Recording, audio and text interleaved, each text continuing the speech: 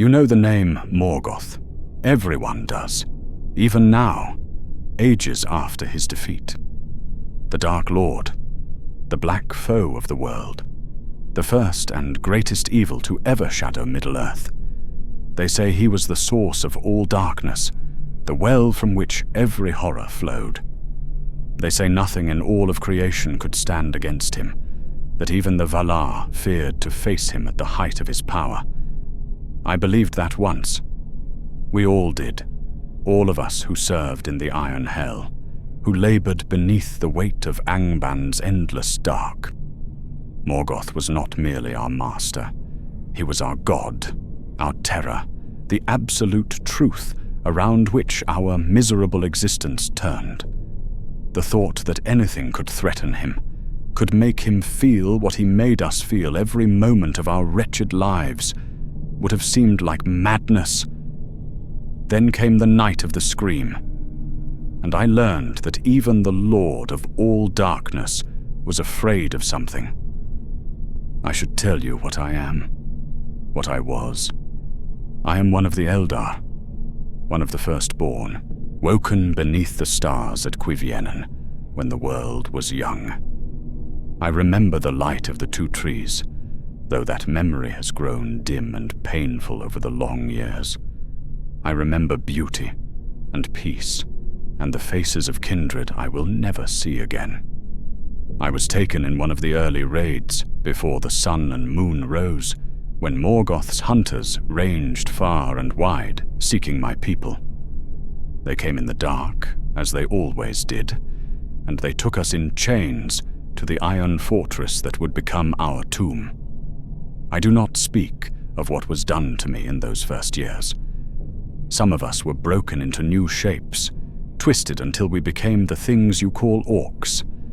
I have seen kindred I knew, kindred I loved, transformed into creatures that no longer recognized themselves, that screamed in voices that were theirs and not theirs, that begged for death in languages they were already forgetting.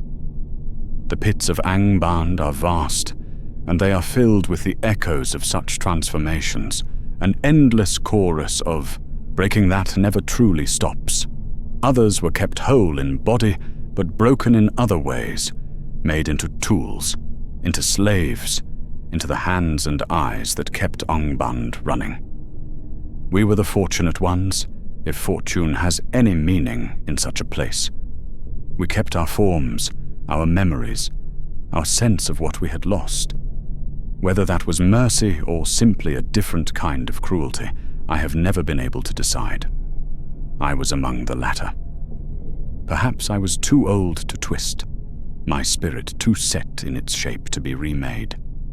Perhaps Morgoth found some use for an elf who remembered the light, some satisfaction in seeing one of the firstborn scrub his flaws and empty his waste. Perhaps it was simply chance, the same cruel chance that governs all things in the Iron Hell. Whatever the reason, I was put to work in the upper halls, cleaning, carrying, serving. I learned to make myself useful in 1,000 small ways, to anticipate needs before they were spoken, to solve problems before they were noticed. The slaves who survived in Angband were the ones who became invisible, who made themselves so essential and so unobtrusive that destroying them would be inefficient. Morgoth valued efficiency. It was one of the few things he valued. I became furniture. I became shadow. I became a thing that moved through the halls of the Iron Hell without leaving any impression, without drawing any attention, without existing in any way that mattered to the powers that dwelt there. It was not a life, but it was survival, and in Angband, survival was the only victory available. The fortress itself was a horror beyond description. Miles of tunnels carved into the roots of the Iron Mountains, descending level after level into darkness that had never known light. The upper halls were almost bearable if you did not look too closely at the stains on the walls or think too carefully about the sounds that rose from below. They were where the administration of Morgoth's empire took place, where orcs received their orders and armies were organized, and the business of evil was conducted with something approaching normalcy. But the deeper you went, the worse it became. The forges where weapons were made and slaves were broken, the pits where new horrors were bred, where Morgoth's servants experimented with flesh and spirit to create ever more terrible servants. The dungeons where prisoners were kept for purposes I never fully understood and never wished to. The great hall at the very bottom, where Morgoth himself sat upon his throne, the Silmarils burning on his iron crown, darkness pooling around him like a living thing. I tried to stay in the upper halls, tried to make myself useful enough there that I would never be sent below. But sometimes, when a task required it, I had to descend. I had to walk those corridors where the screams were louder and the shadows moved wrong. I had to see things I cannot speak of, even now, even after all these ages. The Balrogs walked those lower halls freely, spirits of fire and shadow, corrupted Maiar, who had joined Morgoth's cause before the world was made. They were his captains, his enforcers, his instruments of terror. To see one was to understand what fear truly meant. They burned with a fire that gave no warmth, only pain. They moved with a terrible grace, their whips trailing embers, their eyes holding nothing but ancient malice. I learned to sense when one was near, learned to press myself against the wall and lower my eyes and stop breathing until they passed. Most times, they ignored me. I was beneath their notice, a slave among thousands of slaves, not worth the effort of destruction. But sometimes, if their mood was foul or their hunger was up, they would take a slave simply because they could. I saw it happen more than once. I learned to be elsewhere when the burning started, and above them all was Morgoth. I saw him only a handful of times in all my years of captivity. He did not trouble himself with the daily workings of his fortress. He sat upon his throne in the deepest hall, and the world bent around him like light around a black star. When he moved through Angband, all other movement stopped. When he spoke, all other sound ceased. The air itself seemed to thicken in his presence, to resist breath, to press down upon every living thing with the weight of his malice. He was vast, not merely in physical form, though he towered over even the Balrogs when he chose to. His vastness was something else, something that pressed against the edges of perception, something that made you understand just how small and fragile you truly were.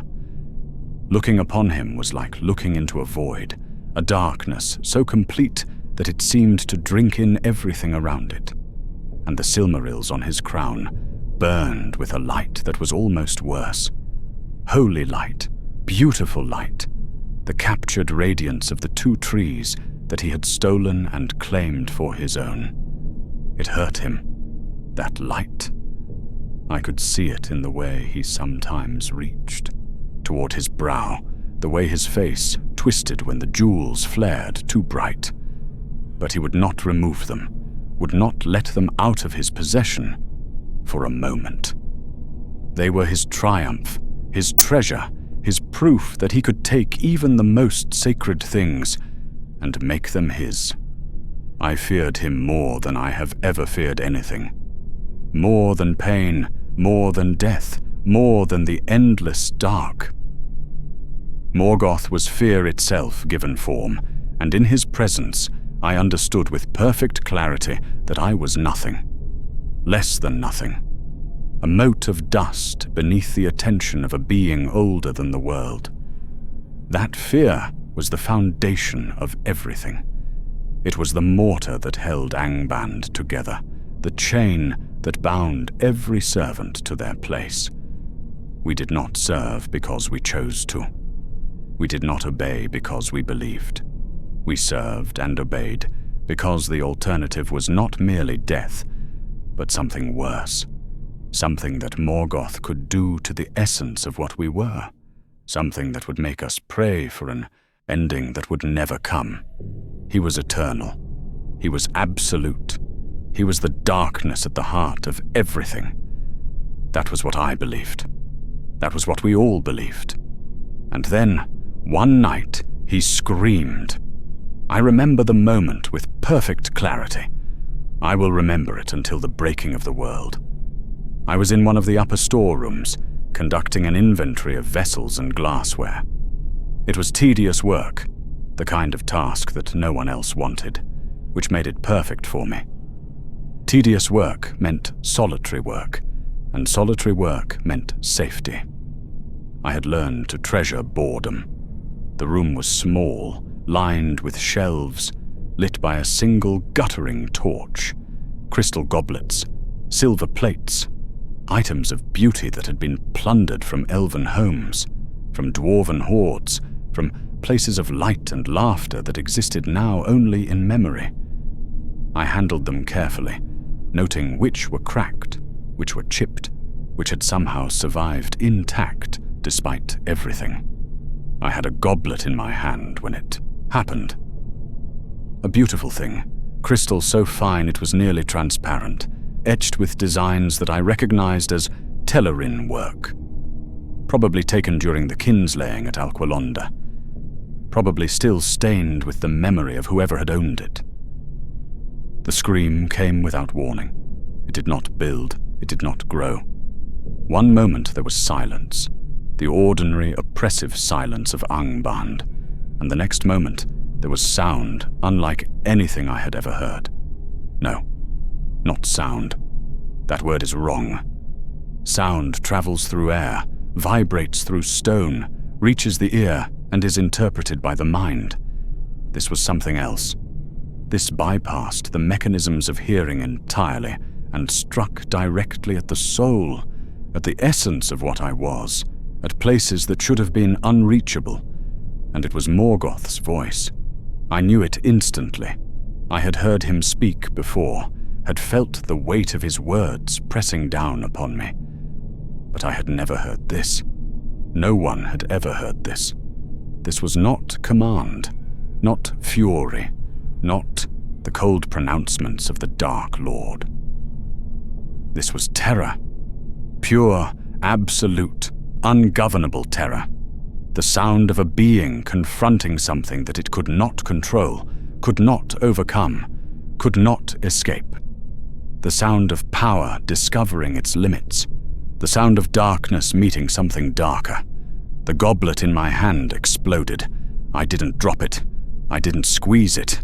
It simply came apart, the crystal shattering into 1,000 fragments that caught the torchlight as they fell, glittering like stars being born and dying in the same instant. I felt the shards bite into my palm, felt blood well up from 12 small cuts, and I did not care. The pain was nothing. The pain was a whisper compared to the scream. I fell. My legs stopped working, and I collapsed among the broken glass. My hands went to my ears, pressing hard, as if that could help, as if anything could block out a sound that was not truly a sound. I might have screamed myself. I do not know. If I did, I could not hear it. Torch on the wall guttered, flickered, and died. Not blown out. Not extinguished by any natural means. The flame simply stopped, as if fire itself had heard that scream and decided it wanted no part of whatever came next. I lay in the darkness, in the silence that followed, and I felt the foundations of my world cracking. The scream had lasted only moments, but its echoes continued, rolling through the stone of Angband, reverberating in ways that ordinary sound shouldn't. I heard other things in that darkness, crashes as others fell, cries as slaves and servants and orcs alike tried to understand what had happened, and somewhere, distant but distinct, a high, thin laugh that went on and on and on until it suddenly stopped. That laugh haunted me more than the scream. Someone had heard that sound, and their mind had broken, had shattered as completely as my crystal goblet. They had fallen into madness, and the madness had taken them somewhere from which they would never return. I learned later that 37 slaves died that night. Not from violence, not from punishment, but simply from the scream.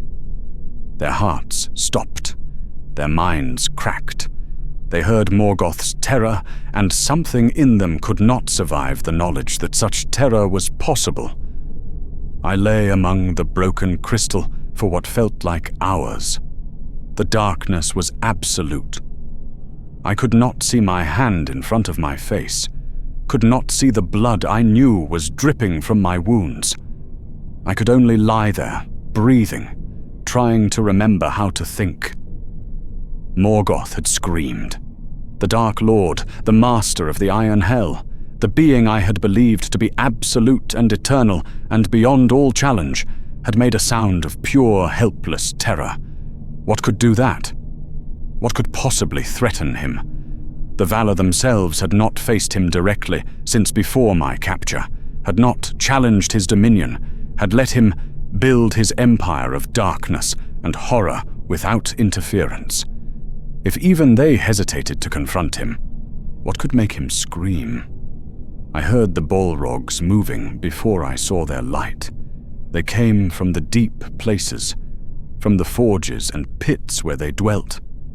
I heard their footsteps thundering through the stone, felt the corridors shake with their passage, and I heard something I had never heard before, something that frightened me almost as much as the scream itself.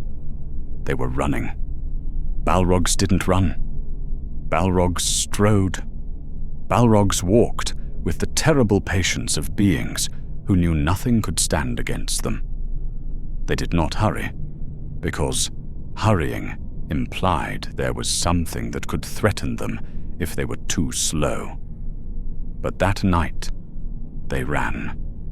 I caught a glimpse of them through a crack in the storeroom door, fire and shadow, moving faster than I had ever seen them move, their flames burning bright with what might have been fear or might have been fury. All of them. Every Balrog in Angband, racing upward through the halls, racing toward the surface, racing toward the north, racing toward their master's scream. I thought, this is the end. The Valar must have come at last. They must have descended upon Middle-earth to make war upon Morgoth, to finally challenge the darkness they had allowed to fester for so long. There would be a battle such as the world had never seen.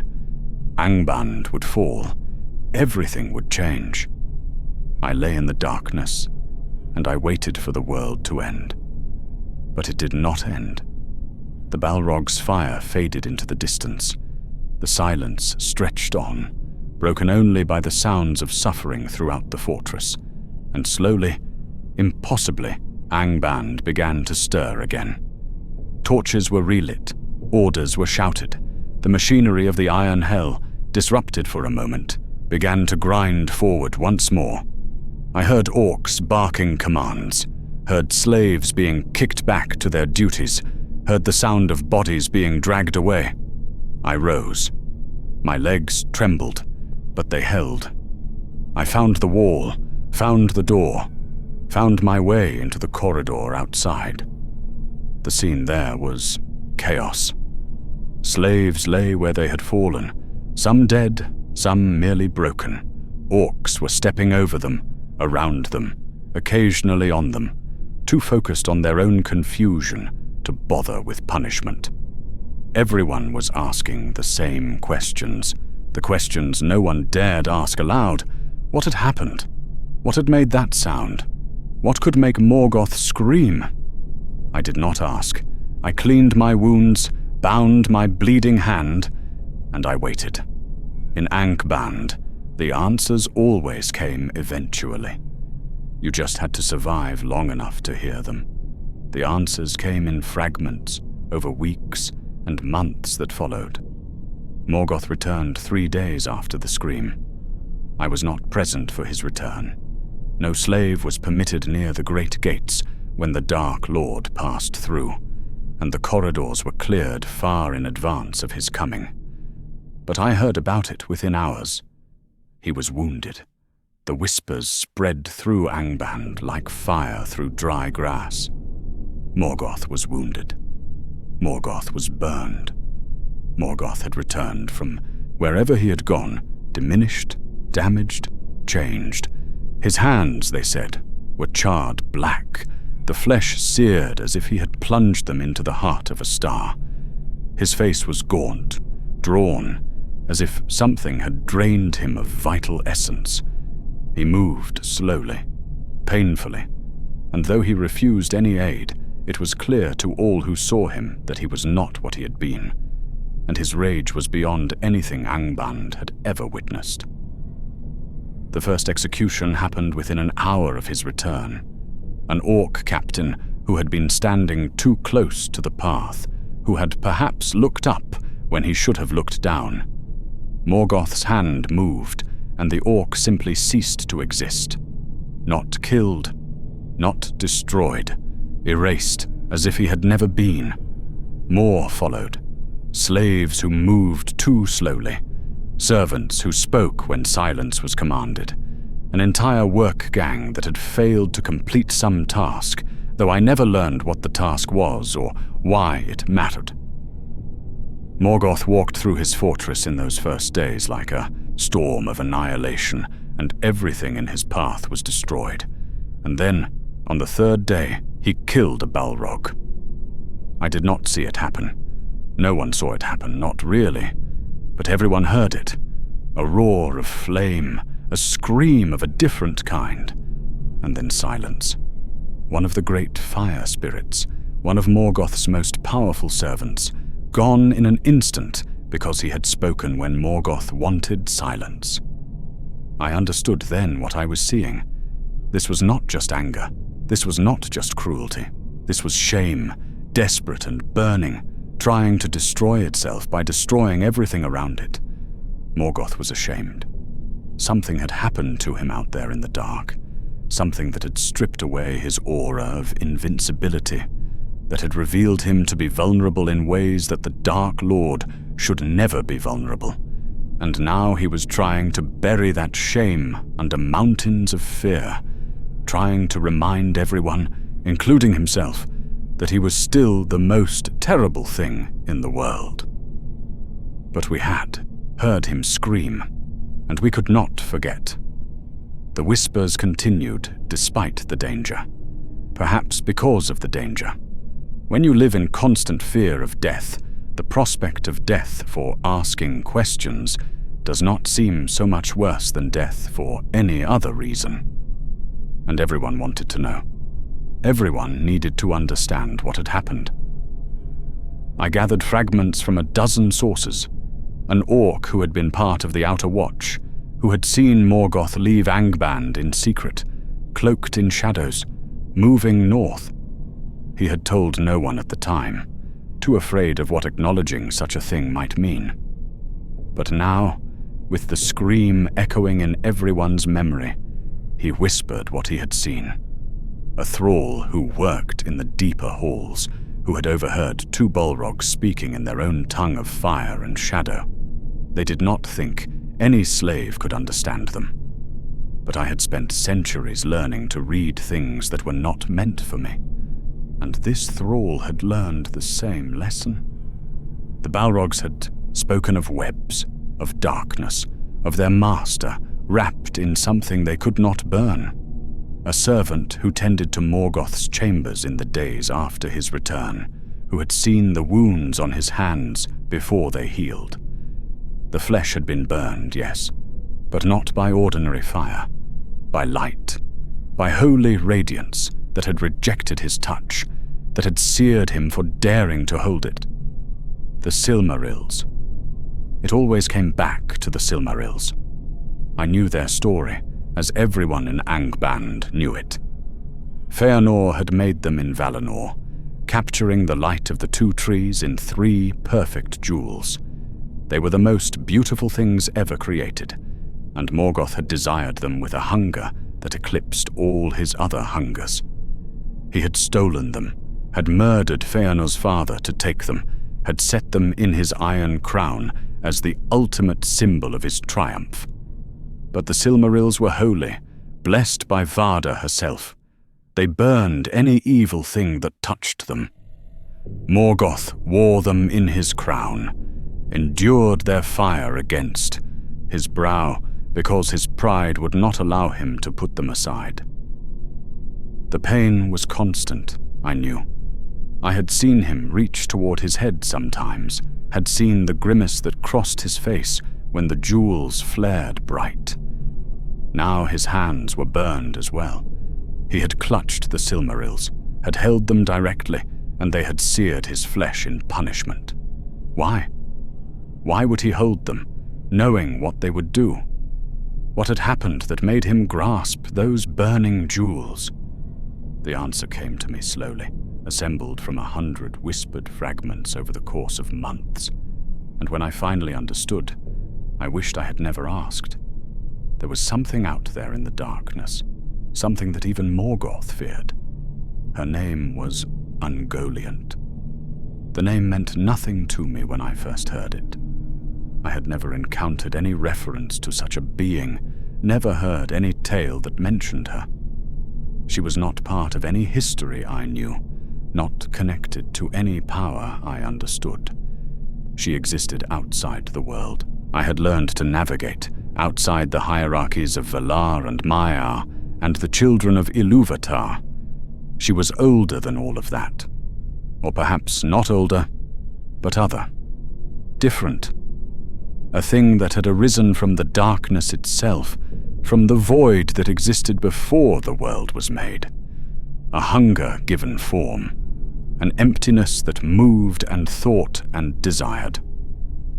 She had lived in the far south of Valinor, in a place called Avathar, hiding in lightless ravines where even the Valar did not look. She had nursed her hunger there for ages, drinking in any shadow that came near, growing slowly in the darkness, and Morgoth had sought her out. I learned this from a source I never expected, Gothmog, Lord of Balrogs, greatest of all his kind. I was cleaning in his hall one day, invisible as always, when he spoke of it to another of his lieutenants. They did not know I could understand them. They did not know that I had spent centuries learning to read their language of fire and shadow. Morgoth had needed her, Gothmog said. The Dark Lord, in all his power, had required the aid of something else to accomplish his goal. He had wanted to destroy the two trees, to extinguish the light of Valinor forever, and his own strength was not enough. So he had gone to Ungoliant, had bargained with her, had promised her treasure and sustenance in exchange for her aid.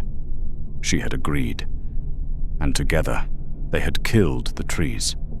Ungoliant had drunk their light, had devoured their radiance, consumed their life, grown vast and terrible in the process. The light of Valinor, which had shone since before the rising of the sun and moon, was gone forever. Darkness had fallen upon the Blessed Realm, and in that darkness, Morgoth had struck. He had gone to Formenos, where Feanor and his sons dwelt in exile. He had murdered Finwë, Feanor's father, and he had taken the Silmarils at last, the jewels he had desired for so long, the captured light that he could now claim as his own. It should have been his greatest triumph. The trees destroyed, the Silmarils stolen, Valinor thrown into chaos and grief. Morgoth had won, but Ungoliant was still hungry.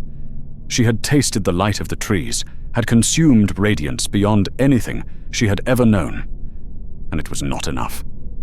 It would never be enough. Her hunger was infinite, her emptiness bottomless, and now she had seen the Silmarils. 3 jewels filled with the very light she had just devoured, the last remaining essence of the trees, captured and preserved in Feanor's creation. They blazed in Morgoth's hands, beautiful beyond measure, and Ungoliant looked upon them and wanted. She demanded them. Gothmog's voice was strange when he spoke of this part, strange and something I had never heard from him before, something that sounded almost like awe or fear. Morgoth refused. The Silmarils were his. He had murdered for them, had warred for them, had desired them since the moment of their creation. He would not give them up, not to Ungoliant, not to anyone. So she took them. She fell upon him with webs of darkness, not silk, not shadow, but something worse, the negation of light itself, the substance of void given form. She wrapped him in her emptiness, and she began to feed. And Morgoth, the mightiest of all beings in Middle-earth, the Dark Lord before whom nations trembled, could not break free. He struggled, he fought, he brought all his vast power to bear against her webs, and it was not enough. She was drinking him, draining him, consuming the very essence of his being. The darkness that was his domain had become his prison, and the creature he had used as a tool had become his doom. That was when he screamed. The cry that had shattered my goblet and killed 37 slaves and echoed through every hall of Angband was Morgoth's voice, raised in terror, calling for aid, begging for rescue. The Dark Lord, who had never begged for anything in all the ages of the world, screamed for his servants to save him. And we came. Gothmog spoke of the Balrogs' race through the dark, their fire blazing bright as they ran toward their master's cry. They found him on a frozen hillside in the north, wrapped in webs of absolute darkness, diminishing with every moment as Ungoliant fed. She had grown vast, Gothmog said.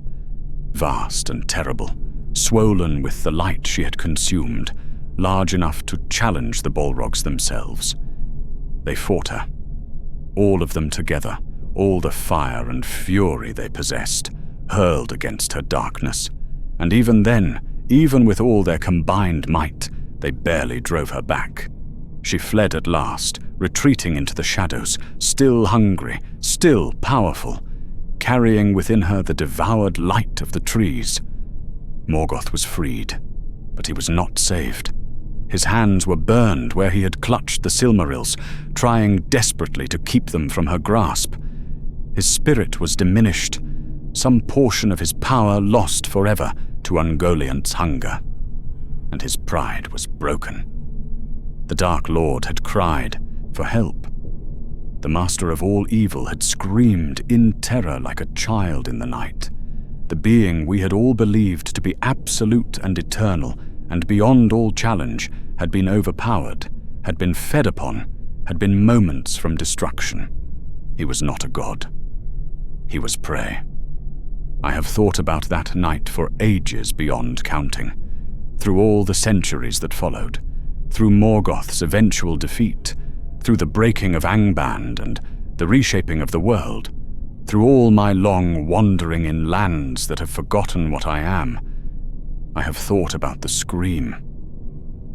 I think about what it means that darkness can be eaten by deeper darkness, that evil can be threatened by hungers greater than its own, that even the Lord of all horrors can know helpless, desperate fear. Ungoliant vanished into the south after that night. Some say she eventually turned her hunger upon herself, consuming her own being when there was nothing left to devour. Some say her offspring, lesser shadows of her, terrible emptiness, still lurk in forgotten places, still spin their webs, still hunger for light. The spider creature Shelob, who dwelt for an age in the mountains near Mordor, was said to be the last child of Ungoliant. If that is true, if such a diminished thing was Ungoliant's offspring, then I cannot imagine what the mother must have been. I have never seen her. I hope I never do. But sometimes, in the darkest hours of the night, when the shadows seem to press too close and the silence seems too deep, I think I can feel something out there. Something vast. Something patient. Something that remembers how the Dark Lord tasted and wonders what else might satisfy its endless hunger. Morgoth is gone now, cast into the void beyond the world, defeated at last by the very powers he defied.